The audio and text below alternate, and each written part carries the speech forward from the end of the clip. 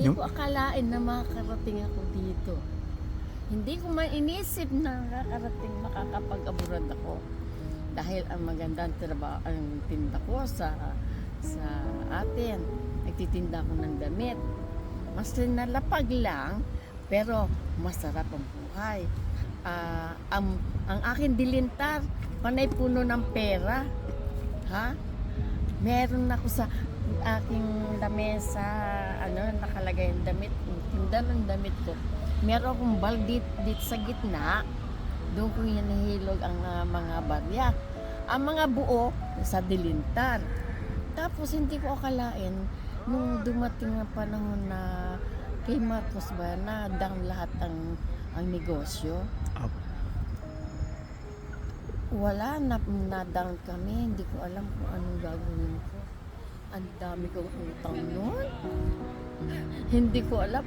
Yung pera ng asawa ko na galing sa Saudi, nagastos ko din yun. Tapos mga alahas na pinadala sa akin, na ano ko din, na hindi ko alam kung saan napunta na. Dahil sa hirap na noon. Dahil wala na, di ba? Bankrupt ang Pilipinas noon. Walang-wala. Meron akong nakilala na ang nanay niya nandito sa Italia.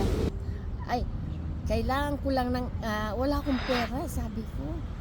Paano? Hindi, isa lang titulo, saka 10,000 peso. Tanya.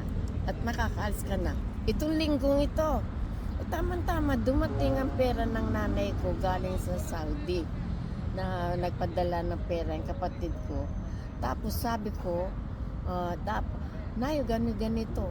O, pahiram ko sa iyo yung titulo ng lupa. Yung isang linggo yun, nakaalis ako, nakapunta ko dito.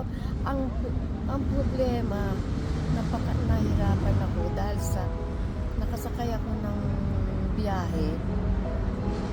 Hindi ko alam gano'n. Alam mo ba ang nangyari? Nagbiyahe kami, nag-ano kami, na ganun pala, sumakay kami ng kotse.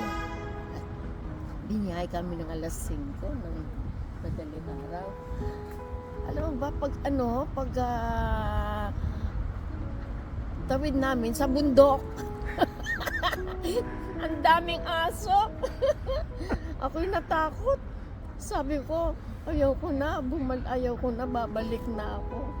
Maski na babayaran ko naman ang utang ko. Sabi ko, Tapos nabuksan pa yung aming van.